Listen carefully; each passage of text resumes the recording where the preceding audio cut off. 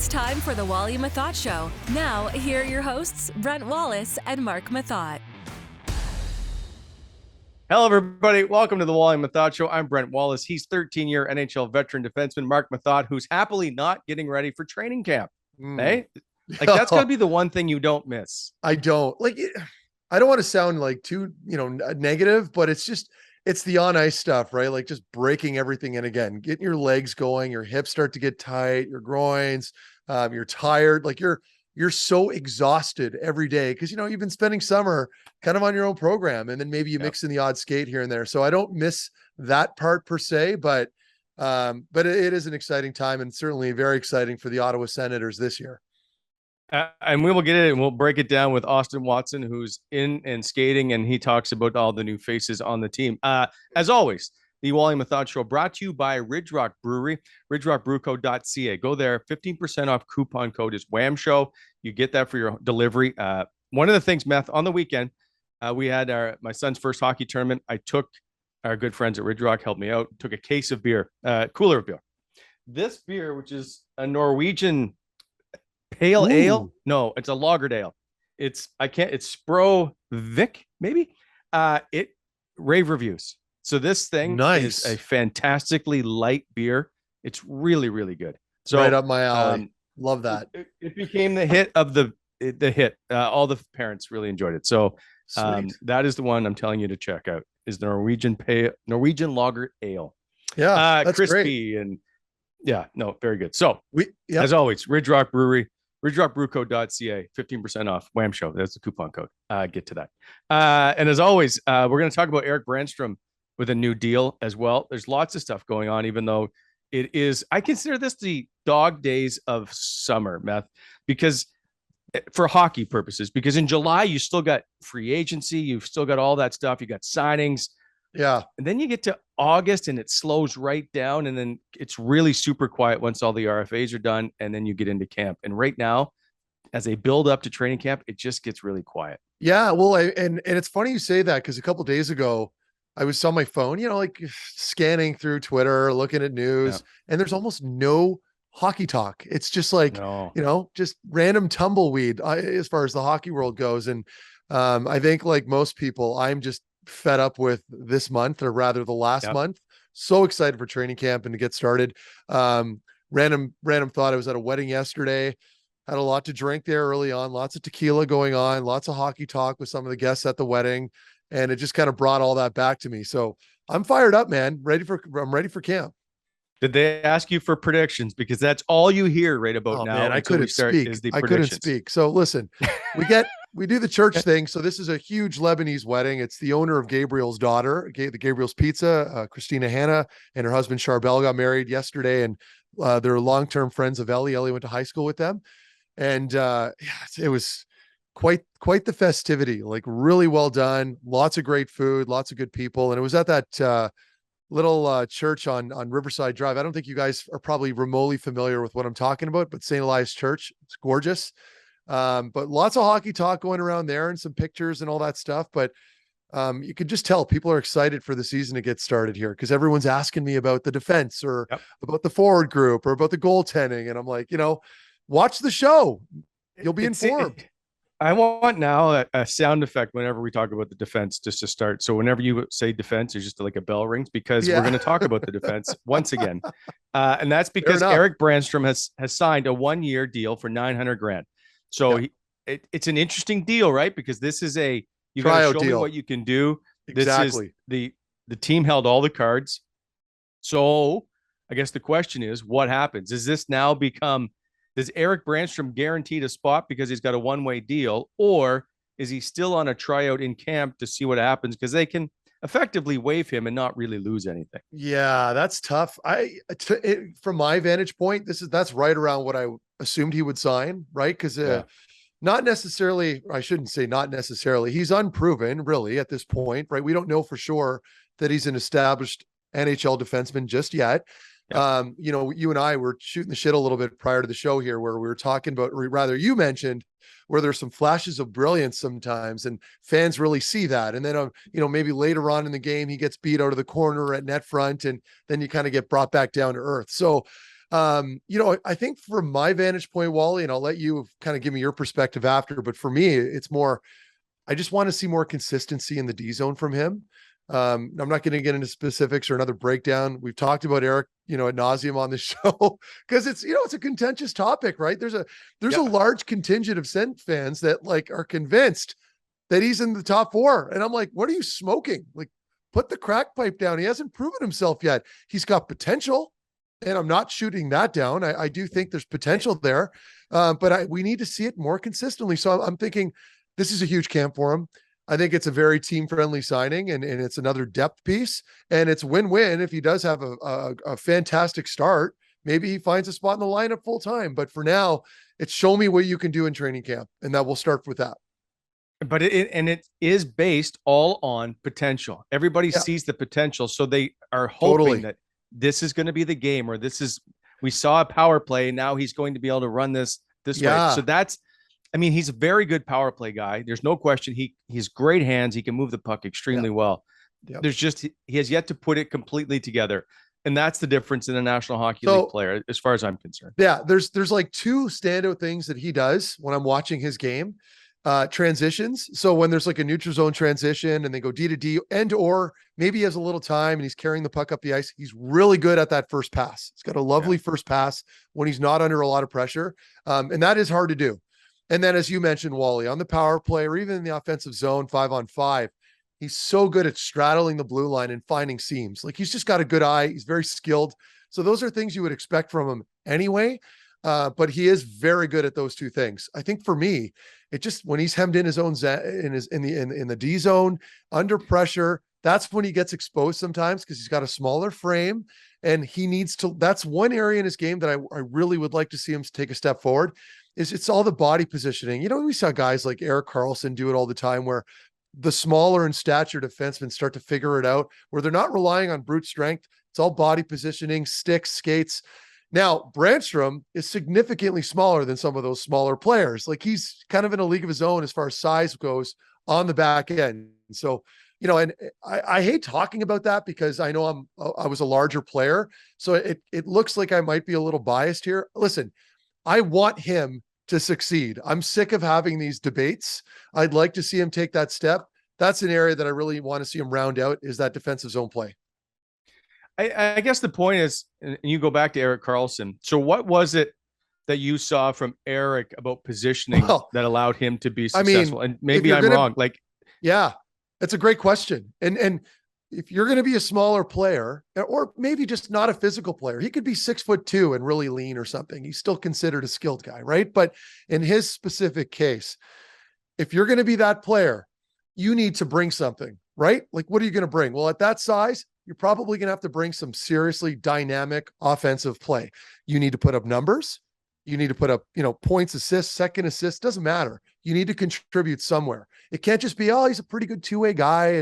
But if the stats aren't proving that, if you're not backing it up with numbers, it's really hard to make a convincing argument to keep you on the squad, especially at the NHL level, when you've got all these studs, like JBD and Lassie Thompson and company coming up, breathing down your neck for a spot. So, the offensive side, lots of pressure there. He needs to bring it. And then, of course, being a little more consistent in the D zone, not getting beat off the wall or at net front on loose pucks. You get to pick the top 6 for Ottawa this season. Is he a part of the group? Right now, no, but I would feel a lot more comfortable, Wally, answering that question after training camp. But as it stands right now, I have Sanderson ahead of him. Sanderson has not played a lick, but I've seen Sandy skate a little bit now with the Sensplex. And, obviously with the pedigree that he has and all the experience now through college hockey, and everyone's got these big expectations. I see him being in that top 4 as it stands right now. Things can change during camp though. Where do you stand on that? So then who's your third pairing left side guy?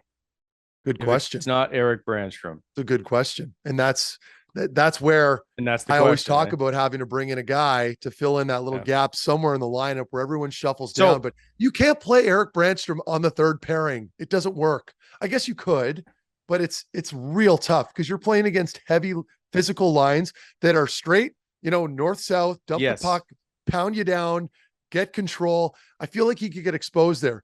Brandstrom, a lot like Sanderson, which is a tough comparison, will excel playing against skilled lines where it's all about puck possession. I'm starting to wonder, though, because of his experience of just playing in the National Hockey League, if Erik Brannstrom isn't top 4 and Jake Sanderson is the third pairing guy because of the experience, and wait for him to get up to speed. Maybe, but yeah, for maybe in training camp, you're going to see that for a few games where you're going to see Sanderson on the third pairing, or maybe playing lesser minutes against maybe more sheltered lines, where you're going to shelter him so he's not playing against, Matthews and Marner, and that'll just bury his confidence. But who knows, right? Like with the way he can skate, he looked pretty darn confident with the puck. Like, I think he's going to surprise a lot of people. I really do. And I'm very careful when I say stuff like this about young players, as you know, and you're usually on the same page as me, Wally, where you're like, defensemen, they take a while. I think Sanderson's going to surprise a lot of people. I think he's going to have an immediate impact. Okay, I'm ready for the debate, because I think for 6 players or 6 spots, we spend an inordinate amount of time trying to decipher these 6. These 6. So guys. let me ask you this then. So you have, like right now I've got a mock list down, but it means nothing. Like where you have Chabot and Hamonic and Brandstrom potentially and Zub or whoever, or maybe Sanderson on the third with Zaitsev. These are just names, right? At this point, there's no real structure. Plus you have Holden, Hamonic. Like Hamonic's consistent, he's not the sexiest player to watch. He works hard, but he'll be consistent. Holden was one of their more consistent players throughout the entire year. He's not even in the conversation to be playing right now. There's some players here that we're just skipping over for some reason. Well, so my understanding is, and I'm trying to think, DJ Smith said the other day on TSN 1200 that Zub is going to start with Chabot possibly, but that could also just be training camp. Which he should. I think DJ Smith will have to go into witness protection if Nikita Zaitsev is in the top 6 to start the season. He's in the WITSEC program. No, look, and I say this all the time, training camp. So let's see what they can do. Now, typically speaking, your vets going to be super confident. They'll typically be pretty consistent, pretty vanilla, because they don't want to go too hard in camp. They won't stand out in a bad way because they're playing against lesser teams, or rather lesser lineups. So it's not really a great way to evaluate a veteran, but for the young kids, certainly it is, right? So I want to see what Sanderson can do. A lot will depend on that. If they're confident that he's in that top 4 going into the first game of the regular season, I think that'll give you a clearer picture as to, where everyone else fits in the lineup. Now, who's his partner, right? Like if you're going to start Chabot with Zub, who are you comfortable playing Sanderson with? Holden? Travis Hamonic. Yeah. So there you go. I'd be comfortable with either of them. Yeah. I don't know the answer, and we were hoping that there would be an addition to the blue line. So it'd be interesting to see, I guess, how it plays out. All right, let's move on. Up front, there's been a lot of chatter of how many 30 goal scorers Ottawa may have. All this now, Sports Interaction, our good friends, sportsinteraction.com/Wally and Methot. Go there, sign up. They will match up to $500 in welcome bonus of all the qualifying sports that you place. Sportsinteraction.com. So if you go there, they have now how many 50 goal scorers will the National Hockey League have this year? There were 4 last year, which I thought was a low number. It felt like there was more, but there were only 4. So do you think there are more than 4 50 goal scorers this season? Do I think there are more? Ugh. Yeah. How many players, I don't need you to name them, are going to score 50 goals this season? No, I mean, 4 to me sounds relatively realistic. Think about, I don't have the numbers in front of me here, but think about even 10 years ago, Wally, when it was such a big deal for even Ovi to reach 50, right? And he was a pure goal scorer. So you're seeing it more now because players are just better, right? Like you're seeing much more skilled guys coming into the NHL, having that impact right away. And they're so freaking skilled. So 4, I feel like it'll climb. That number will inevitably climb. Now, will it jump from 4 to 8 this season? I don't believe that, but I certainly think it's entirely possible that we'll see that trend kind of, slowly go up over the next few years. So, I will say number. Interesting, because goal scoring is at the highest. I think it's 3.14 per game, which is the highest since 95-96, when everybody seemed to be getting 100 points and 50 exactly goals back then. So is there an Ottawa Senator in that mix? Is Alex DeBrincat going to hit 50? There's only been one 50 goal scorer in Ottawa Senator history, as everybody knows. You know what? And Yeah, it's funny you say that, Wally, and I'm curious to hear what you say. For me, like we talked about DeBrincat right away when they picked him up, and I was like, well, did you see the highlights? Like it was all Patty Kane setting him up. But but having said that, I mean, now you bring in Giroux and you got Timmy superstar Stützle down the middle. Like there's potential there. It's entirely possible that 50's a stretch, but based off that interview we had with him, it seems like sky's the limit for him. Like that kid is hungry.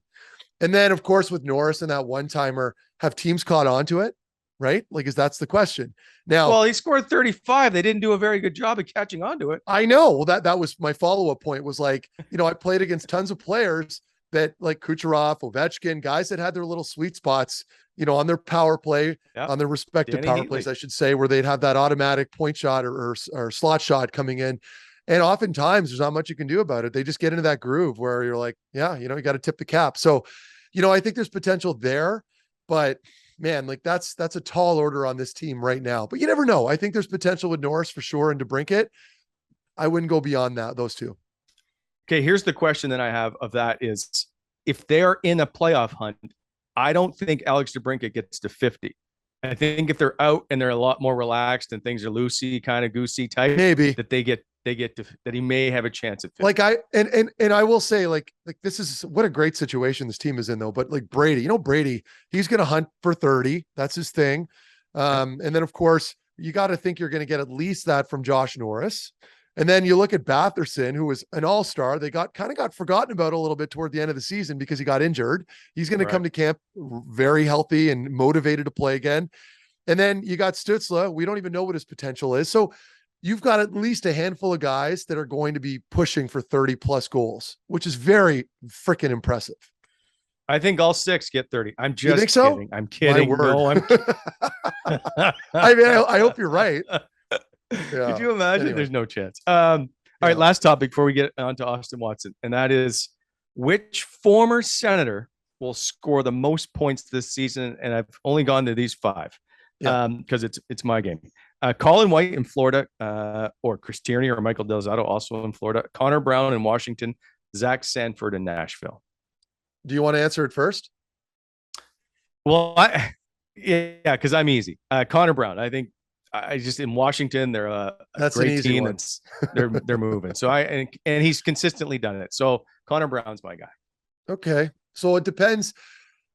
I think the automatic win in this specific question is for sure Connor Brown. Like there's no question because he'll be playing top 2 line minutes, right? Whereas Colin White was sort of my sleeper pick in this, but he's probably going to be on that 3rd line, right? So who's he playing with? I think right now they have him slotted with like Lundell and who's the other guy that he had? I had it written down here. Oh, Nick Cousins. So like, it'll depend on opportunity for Whitey, right? Like, where's he playing in that lineup? Are there injuries? Does he climb up? Does he get a little power play time?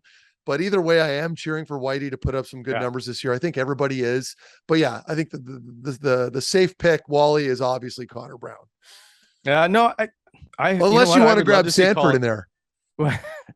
No, I didn't understand the trade. I understood it for dollars and cents, but I didn't like the trade. And I'm not a big fan of the player. Just great size, just doesn't use it. Now, as a player, you've probably had a few of those in your lineup before or on your roster. Are they frustrating to have when they don't use their skill set? Yeah. Well, I mean, you play with guys like this your entire career. And oftentimes these are players that like you could see it in the American League, for example. Like we played with when I was in the American League playing with Syracuse, we had Sergei Fedorov's younger brother. I forget his first name. Oh, Fed's his younger brother. Anyway, the point is completely different player. Like, but like a stud skill, like in practice, this guy was like 6'5", 230 pounds, spoke perfect English, incredibly skilled, but just could never make the jump because he was just lacking a little bit of that extra like edge. And, but a prime example of a guy that just can't quite figure out that evolution between the American League and playing in the NHL consistently. And that's a thing that you see happen all the time. And that's what differentiates all 700 NHL guys from, the rest of the pack around the world. So, a lot of it's mental, getting over those hoops, not being intimidated, playing with a little bit of a chip on your shoulder, being constantly motivated, work ethic. yada, yada, yada. I could go on and on, but yeah, it's frustrating because you know what they can do. And oftentimes these guys are far better than you are in certain areas of their game. And you're thinking like, how can you just not put it together at that next level? But it's all mental. Fedorov. Better. That's his name. I won the trivia question. We played a two-touch game. I still remember in the basement playing a two-touch, which for those listening, it's like a keep-up soccer game, right? For a warm-up prior to games. And I remember going for a loose ball and kicking it as hard as I could, and it smoked him right in the face. Like, I'm talking flush. And he wouldn't talk to me for a couple of days after that. He wasn't your partner in the two-touch? No. Oh, there. Yeah. Okay, good. Right. Really good. I'm not, this isn't me trying to get a hate on here, by the way. He's a good dude. Just, we didn't see eye to eye after that. Oh, it's so good. Just a reminder, the Wally and Methot Show brought to you by Ridge Rock Brewery. Go to ridgerockbrewco.ca. Use the Wally and Methot coupon code, 15% off. Try the Amber Ale, Blonde, American Pale Ale, or even their Norwegian Lager Ale. Get the order and get home delivery. That is Ridge Rock Brew Co. Right back coming up with the Austin Watson interview.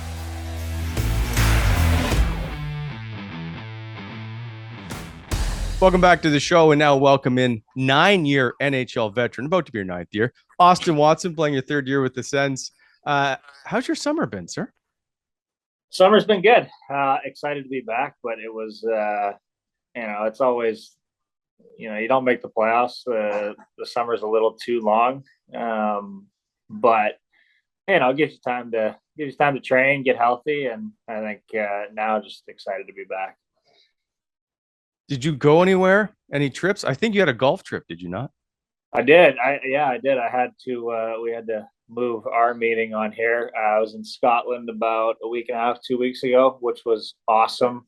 I've been 2 years ago, Jen and I went to Paris around the same time, and I kind of like trying to save my off week or a little downtime training kind of right in the middle of August there, because everything's going to ramp up right when you get back to the city you're playing in, and camp's going to get going. So nice little mental and physical reprieve over in Scotland. The golf was fun. It was really cool. Does it suit your game, those courses? Depends. Downwind, yes. Into the wind, no. I have, I'm decent. I play a lot of golf in the summer, but I feel like as hockey players, we all have the tendency to kind of cut across the ball and put a little bit of that cut spin on it, and cut spin into the wind is not good. The ball just balloons up, and you're just like, shit. Did you have to have caddies? Yeah, you do take caddies. So we walked, played 8 rounds in 5 days. Good group of guys from the course I'm at in Nashville. So you have caddies. A lot of the caddies it's cool. The economics of golf are so different over there. They try to make it just more available to everybody. So, we played Royal Dornick, Royal Aberdeen, some of these places, and the caddies are members. They're members at the club, and then they hop on the bag and walk with you. So it's a really cool, golf culture over there. Neat. You're back in Ottawa now, correct? Back in Ottawa now. Been here, about a week? Yeah, been here since last Sunday. Getting going, skating with the guys has been great. Now, some of those guys have been here and skating earlier. What was it like the first time you put the skates on? It was okay. I actually had a pretty fortunate. We were in Nashville for a lot of the summer, so for whatever reason, I think the trainers there still like me. I don't know. I must have been nice to them when I played there, so they kind of took care of me, and so skated with a lot of those guys before coming out here. And I mean, it's nice anytime you're around. I don't know if you stuck around Ottawa and Meth, but I mean, it's been good out here too. You got some guys skating with you, Uyghur, Carlson, Pagers out there. It just helps the skates a lot. So I had some good skates before coming here, so I wasn't too rusty. But the drive always gets to you. I feel like the back tightens up and you feel a little mobile out there for a couple of days, but feel good now. So were you anxious to get to Ottawa this year after all the changes that have happened? Yeah, definitely. It was a big summer. different, than my first couple of years here. And I know different than, a few years prior to me getting here. So it's, there's definitely a new level of excitement and, optimism coming back. So, especially when you add new faces, you want to get on the ice as early as possible with guys. You want to build that team, that team culture, that camaraderie, all that stuff. So, getting in with, there's no pressure right now. We're first week of September. So it's nice to get out there, mess around, and, give some guys some shit and, really create that little bit of bond before you get going. So it's, definitely was excited to get back here and pumped to be back now. Waddy, do you feel like I don't want to say this because obviously you're not an old person by any means, but you're obviously one of the older guys now on this team. Do you feel a little bit of an added responsibility to kind of talk to these young kids now or take them out for dinner or just shoot the shit with them a little bit more? Like, do you go out of your way to do that kind of stuff? Yeah, I think so. I think it's, everybody's comfortable with doing different things. But for me, that's kind of, I'm a pretty outgoing person. I can, I've also seen a lot. I've seen a lot and been through a lot. So, for me, that's something that I, just kind of inherently take on. I love getting to know these guys. I like taking them out to play golf or just, messing around in the room and just helping them feel comfortable. Because, everybody's at their best when they, you're not walking on, eggshells coming into the room and all that stuff. Yeah, there's still a little bit of, younger guys toe the line a little bit, make sure you take care of your area, clean up after yourself, all that kind of stuff. But, it's better when everybody's comfortable. So that's something for me that I don't have to work too hard at. It just kind of comes, a little bit natural, a little bit inherent. But it's always good to get back in town a little early to see the young guys. Some of these guys have been here, off and on throughout the summer. I know Sanderson's been here a lot. You get some of these guys in here that, have been here the whole summer. So it's good for them to see new faces too. Yeah. And it's weird, right? Like when we came into the league, at least when I came in, like it was a little bit different. Like vets were pretty hard on the young guys. That was pretty normal. There was a little more razzing, but now all these young kids that are coming, you just mentioned Sanderson, like they're like NHL ready and they like have a big role to fill on that team. So I feel like that's gotta be a weird thing to navigate. Like Sandy, you got to go pick up the pucks, man. But meanwhile, he's playing 22, 23 minutes the following night. Yeah, don't worry about it, kid. I got him. Yeah. It is definitely, it's just that I think the way that the game has changed, and especially with salary cap and things like that, you get these kids on their entry level deals. It's and if they're ready to play, it's a great cap option, right? So I always felt like, when I spent 3 full years in the minors, and you get your chance when you require waivers. That's just how it was. You didn't really even, you might've got called up for a game or two throughout your entry level just because it's a free call up without waivers. But, other than that, you spent time in the minors. That's where you honed your game. That's where you got physically ready to play in the NHL. And now it's not like that at all. The game is younger. It's faster. These young guys are, physically fit enough to play in the NHL at 18, 19 years old, which is crazy to me. Wild. I wasn't. I was scrawny. There was no way I could keep up at that pace, but now they are. So it definitely is a different feel. Yeah. I don't want to harper on a sore point, but you are the second oldest forward on the team at 30. Who's got me? He's got to be older than me. Yeah. He's 34. Speaking of which, you've played 8 years in the National Hockey League. Have you had run-ins with either Claude Giroux or Alex DeBrincat, your 2 new teammates?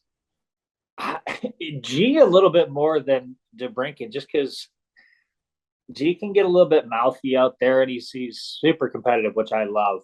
I think there's a few.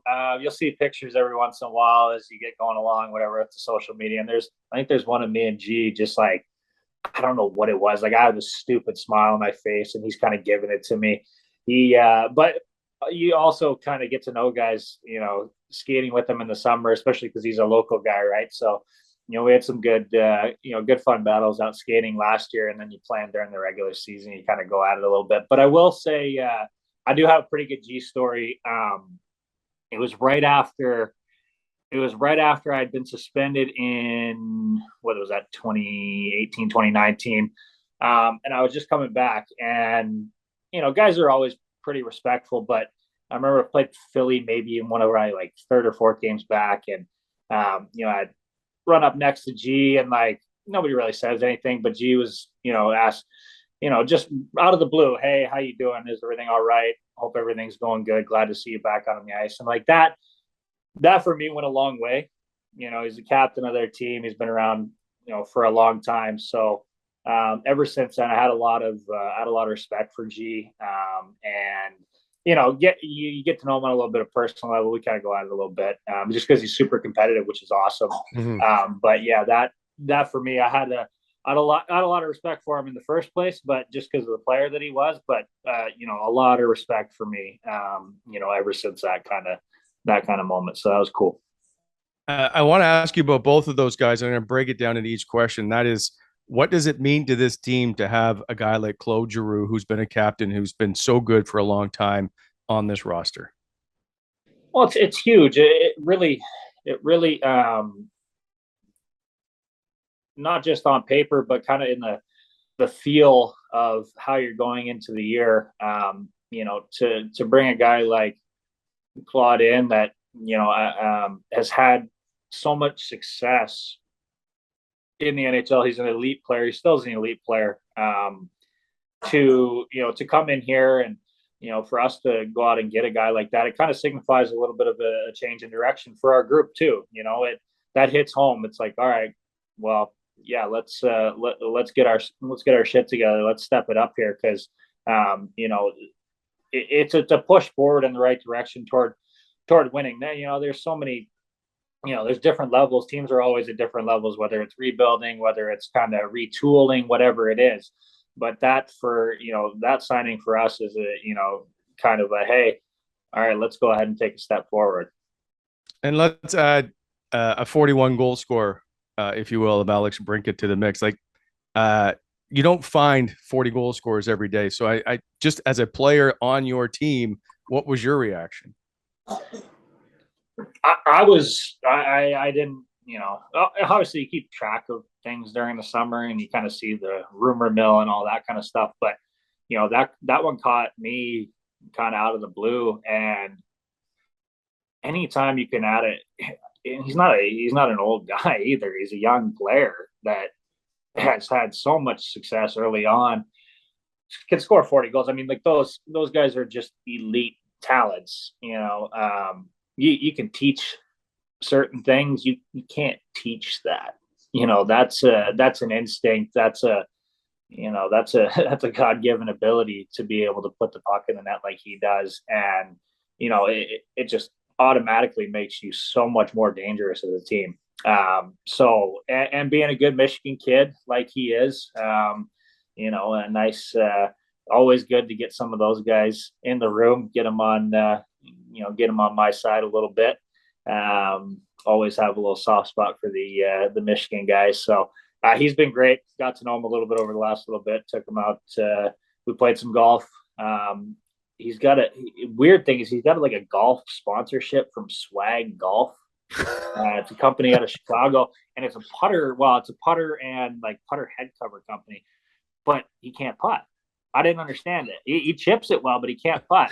But he's got this like putter sponsorship. I was very confused. You might have to rethink the sponsorship. I was going to bring up the Michigan native because now there's three of you on the team. Do you feel a little bond with the three of you, and being Shane Pinto, the other one? Vince? No, Vince from New York. Yeah. Norris. Yeah, Josh Norris. Yeah. There's so many young guys. I can't keep them straight. PSN fact check. There it is. That's what I'm here for. That's why they got rid of me.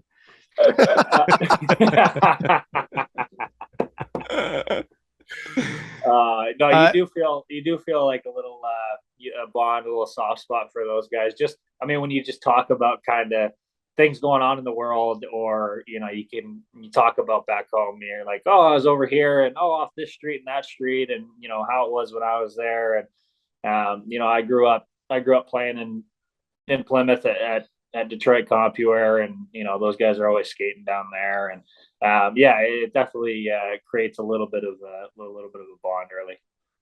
Which is going to lead me into our Pearls of Wisdom edition, because and I'll get to it after. 8 months ago, we had you on the show, and I brought up a point, and it was a sore point with you, and so we're going to come back to this. Here we go. Pearls of Wisdom, brought to you by BEI, Bonshire Excavating Inc. See them for all your landscape needs at BonshireExcavating.com. Okay, here we go. 213. That was your season high in hits for your career last season. 63. That was your block shots to lead all Sens forwards. 9 Watsons have played in the National Hockey League, but only one of them was American. That'd be you. And 3 points at Detroit. That was the first time you scored at your home state farm. And so when I had you on last time, I brought it up, and you hadn't scored in 8 games. So did it feel good to get your first points in Detroit? Yes, it felt great. I remember us talking about that, and I hadn't really played well there or against them in general, but kind of maybe talking about it was a good thing. Kind of got over that hump, and was able to, I think, if I'm correct, score a couple more goals against them toward the end of the year as we went along. So yes, that sore point turned into a huge positive last year. So thank you. Last game, 2 goals, 3 points, if I'm not mistaken, and +3. So did you keep the puck? No keeping the puck, but I'll keep it in the memory bank. Try to keep building on it, add some little confidence back there. Well, I want to interject quickly, Wally, because we didn't touch on this yet. Wally, World Championships. Yeah. Tell us about the experience, because I played in a few of them, and I know you've played and represented your country before. I think you played U18s, and you also played World Juniors, right? Yeah. Yeah. So what was it like, man? Like, because you had an A on your sweater. I was obviously in Toronto doing some of the coverage, and I watched you guys for a little bit, and you had a big role in that team. And I know you were an assistant captain. You're one of the older guys. What was it like? Yeah, it was cool. I joked, I think early on, I'd kind of retired from international hockey or representing Team USA after World Juniors. That was kind of it for me. So to be asked to go, it was really cool. Super humbling. As you get older, I don't know, those chances start to kind of go away, and you'd rather be in the playoffs. But if you're not going to be in the playoffs, that's a great consolation. And I was super excited to go over there and help out in any way that I could. We had a younger group, so it was nice to go over there and kind of be a little bit of an elder statesman, and help with that team building and all that kind of stuff. It definitely felt pretty natural, and it was really fun. Did you find, like with me, at least when I'd go over there, like there were guys I hated, like Alex Burrows, Dion Phaneuf. There's a BXO was another guy that I played with there. These are all players that I was completely unfamiliar with, like off the ice. And then I realized I'm getting along with these guys. Like they're good dudes. You know what I mean? So was there anybody in particular on the team that you just despised playing against that kind of end up getting along really well with? No, there weren't really any guys. I mean, you guys were so young. We were definitely young, but it was nice in terms of that. I hadn't played with Seth Jones since my first year in Nashville, and my first year in Nashville was a little bit of a shit. So you can go downstairs. Sorry, little one's interjecting. That's all right. Then sit on the couch and watch your iPad. I'll be done in a few minutes. So sorry about that. You know how it's all good. I hadn't played with Jonesy since my first year in Nashville, and it was that year was a little bit up and down for me, and then he got traded to Columbus. So you get an opportunity to reconnect with guys. A couple guys, John Hayden, who was in Buffalo, who I'd fought last year. He kind of, I don't know if he sort of jumped me a little bit. I gave him a little bit of shit. It was a clean hit, and I didn't, there was no reason to have any sort of fight. But you talk about those kind of things, you laugh about it when you're there. So it was cool. It was cool to get to, play with some of those guys. Nice. Is there anybody you fought that you don't want to talk to? No, Like that really. You've met afterwards and you're like, No, I wouldn't. No, not really. I think, and again, things like this make me feel a little old. Like there's that, there's the code, it's part of the game. You're not really taking any like dumb liberties on guys when they fall down and things like that. Like there's just, kind of a little bit of a structure to a very different way of dealing with things. So no, I have a lot of respect for anybody that's, nobody wants to open themselves up to one getting beat up by another guy, getting punched in the face, potentially getting injured. And then nowadays you have to deal with the kind of social media scrutiny of guys typing on their keyboards calling you soft if you lose a fight. Like it's crazy. It's crazy. So I have a ton of respect for really anybody that's willing to stick their neck out for their teammates. So there's I don't think there's anybody that I could name off the top of my head that I've been like, no, that guy's a jackass. Like I don't like him. Yeah. I wonder how many keyboard warriors would be willing to drop the gloves, like bare knuckle fight in front of 18,000 people on a regular basis. I'm sure there's some guys. I'm sure there are, but they'd get worked. Not too many. Part of the reason I'm not sure, I don't know when you got asked about the World Championships, but you finished the year extremely strong. Your month of April was 7 goals, 10 points, 16 games, plus 7. Scored in your final game, the season finale. Like, I guess, what did that stretch do for you mentally going into the summer? I think anytime you play well, it helps build confidence. For me, it's been kind of a long road back in terms of, offensively or just kind of getting back to myself. Since, in 2017-18, I scored 14 goals. I had a bunch of shorthanded goals. Like I felt like I was starting to become a little bit of the player that I had envisioned myself being. And then, life happens. Went through a stretch of a couple of years there where it got difficult. And I feel like, ever since then, I've kind of been working to just kind of find myself inside of the game again and really just get comfortable, playing the way that I know that I'm capable of. It may not be flashy. I'm not the greatest, visual skater in the world or anything like that, but I've always had an ability to, find a way to score goals and help produce that way. So it definitely did feel good to see the puck go in the net. And anytime you do that, it helps, helps your confidence and helps you kind of realize what you are capable of. It's what I don't know what it's like as the player, but I know when you watch the bench, when you see the guys that don't typically score start putting pucks in the net and how it excites the rest of the bench. Like, could you feed off that or feel it? Absolutely. Anytime you get, secondary scoring, that's kind of how you win in this league. Your top guys are gonna, they're gonna produce. Some nights maybe not, and some nights more than others. But at the end of the day, a guy like Brady's gonna score 25, 30 goals. Like it's gonna happen. Anytime you can get timely goals or consistent production, kind of up and down your lineup, that's huge. It's not just huge for the excitement of the group, but it's huge for the overall aspect of the game. That's how you win. You see it throughout the playoffs. Depth guys, role players scoring big goals, and people I think tend to forget that we are the best in the world at what we do. Like even though you might have a guy playing on the third or fourth line, still pretty darn good hockey player, and still has a lot more talent than you'd think. And when you see guys start to show what they're capable of, it definitely is exciting. So there's lots of talk about who's going to be on which power play unit this year and all that. Which one will you be on? The fourth one. the fourth one, the one that gets put together in practice when you're working with the penalty kill. the guys that don't normally kill, and you get working with those guys. I'll go on that one and stand in front of the net.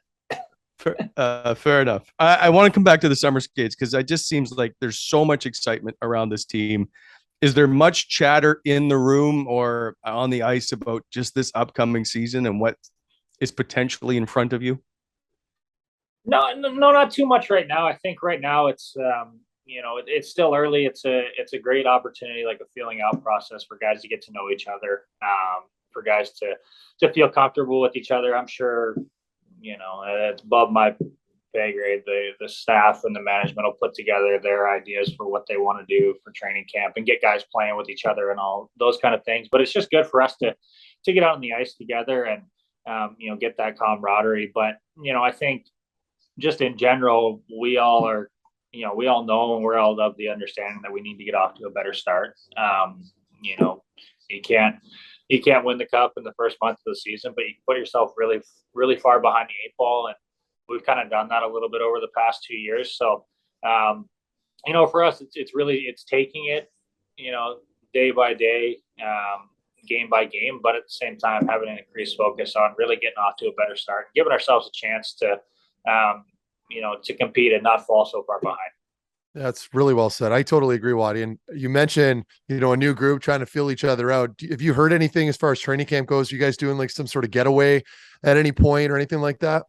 I'm sure we will. I think we do we're going out to Newfoundland and Halifax, or is Halifax in Newfoundland? I'm not good on my Canadian geography. No, they're in separate provinces. Okay. All right. Well, I already don't know what I'm talking about, but I think we play a couple games up there. So, that'll be good. And, we'll with the, Brady and Shabby getting back here, we'll talk amongst the group. I'm sure we'll get some, whether it be dinner or, a couple get-togethers going on here as we get going. But I think that trip out to Halifax, Newfoundland, PEI, wherever we're going. It's all the same. Don't worry. Yeah, I don't want to say anything back because I've never even been there. I'm sure I'll enjoy it. But you're gonna love it. Yeah, we'll go out there for a few days. So there's no boot camp or anything. Yeah, I'm sure you've been on some teams, Waddy, where you've had to do some stupid boot camp bullshit. Well, it's the game's different now. You can't even do that to the young guys anymore. Like you just have to really make sure everybody's feeling good and things like that. Yeah. My first year in Milwaukee, we went. I think it was on the border of Illinois and Wisconsin. There's a U.S. Naval base there. We went there and did.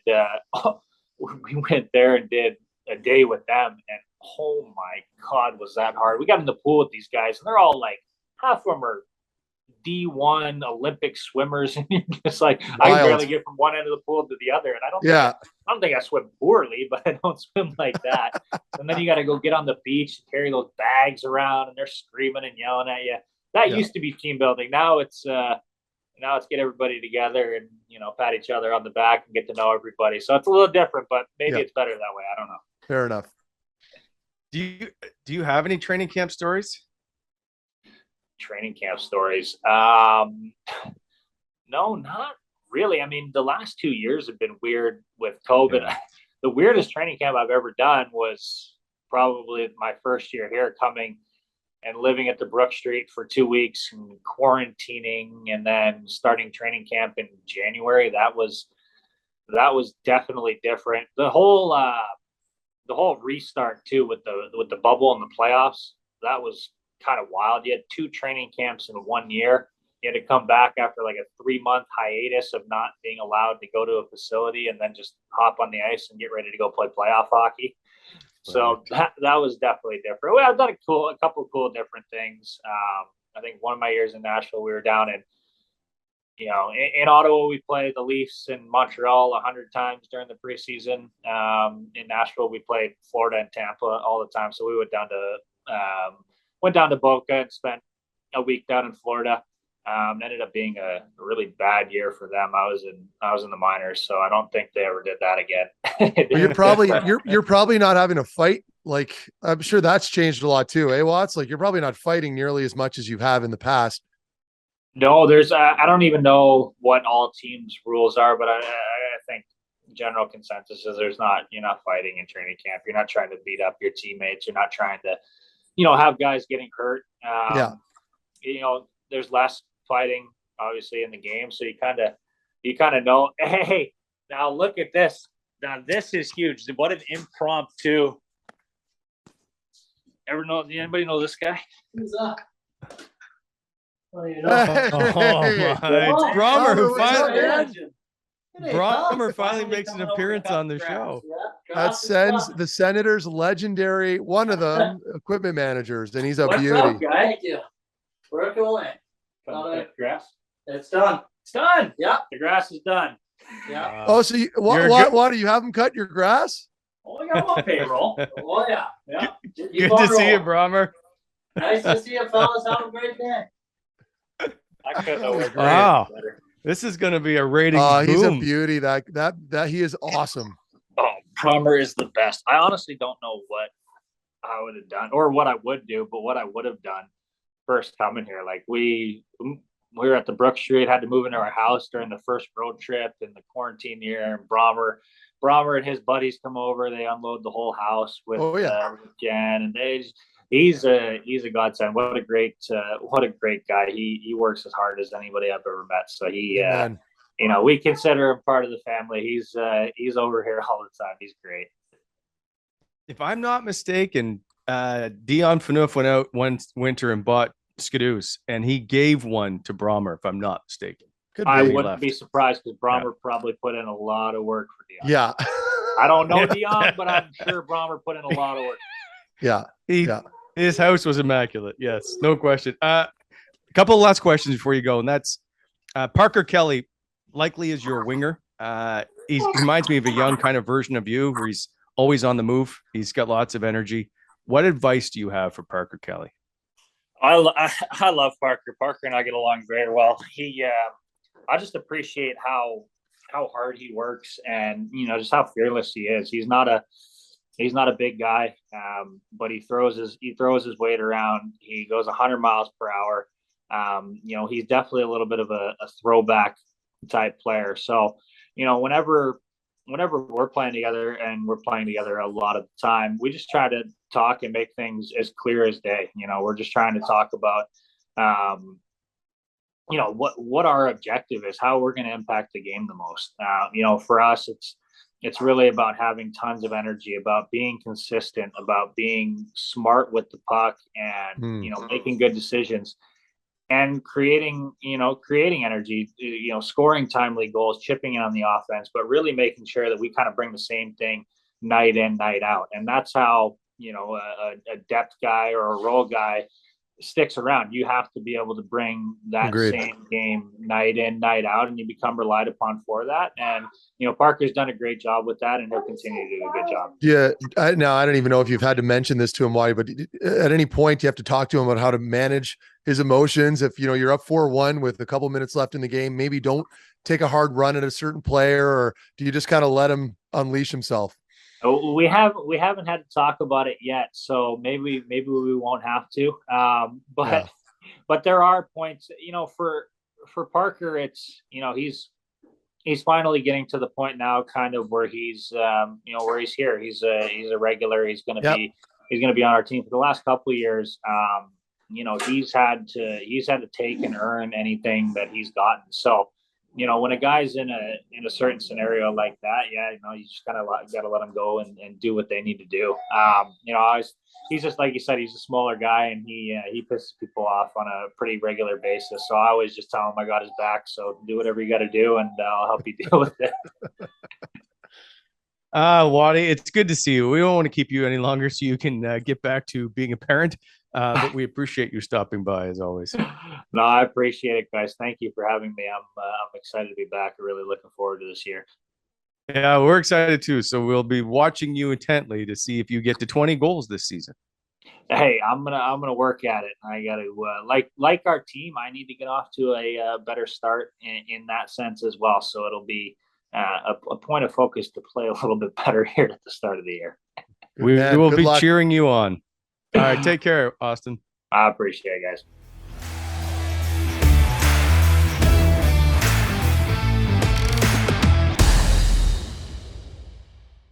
And welcome back to the show, brought to you by Gong Show Gear. Go to gongshowgear.ca and get your official Wally and Methot merchandise.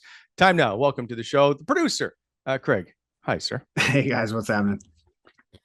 Not much. It's September. Everybody's back to school. Lots of fun. Are you guys looking forward to back to school here? You guys all got kids. I'm excited to get these kids out of your house again. I am. Mine are super easy. Yeah. So, my daughter drives, so now they can drive to school. Like, I don't have to do anything. That's nice. It does get a little easier as they start getting older, but yeah, it'll be nice to have because we're kind of in a smaller place here right now. Getting everybody out back to school, and I got the house to myself to work during the day will be nice because you can't see what's on the other side of this camera. It's just like this is where my kids hang out, so it's terrible sometimes to try and work during the day. But I believe it, and we're right on the cusp there. Speaking of things that are unrecognizable, Matthew threw me off the other day when you dropped you changed your Twitter profile without telling us. Yes. That's one of those things where you're like, you're changing your face to me. You just changed your face without telling me. And I had to look I thought it was someone faking something or what was going on, but where'd you put it? I haven't changed it since, I hadn't changed it since I retired. Cause after Dallas, I changed it back to the Sens stuff. And I don't know, I was just looking to get something new up there. And I was just kind of sick of looking at that goofy face I was making towards the camera. So we got the finger up there with the crying Jordan meme on the tip. And I don't know, it may not last long. We'll see. Maybe you start changing it more frequently. Is that kind of what we're going to do? Maybe. But I feel like there's a trick there. Like, is it like, I don't know, Wally, how you approach it or you, Craig, but like familiarity is important, right? When you're using it and people can immediately identify that it's you. Does that matter as far as like numbers and stuff? I don't know. I think it does. I think you're just so used to seeing something, right? But when it changes, you get used to it again. But like, Wally, you changed yours after TSN, right? I think. Wally's changed his a couple times. Yeah. Well, so there used to be a study, if I'm not mistaken. I don't know if it's Instagram accounts or Twitter profiles, but you're supposed to change your profile pic frequently because then it continues to make people pay attention to you. So it generates, right? But if people change, like I thought somebody else, I thought that account was somebody else. Like I didn't notice that right away that it was your account with the finger. I was like, oh, some asshole has used your finger as their.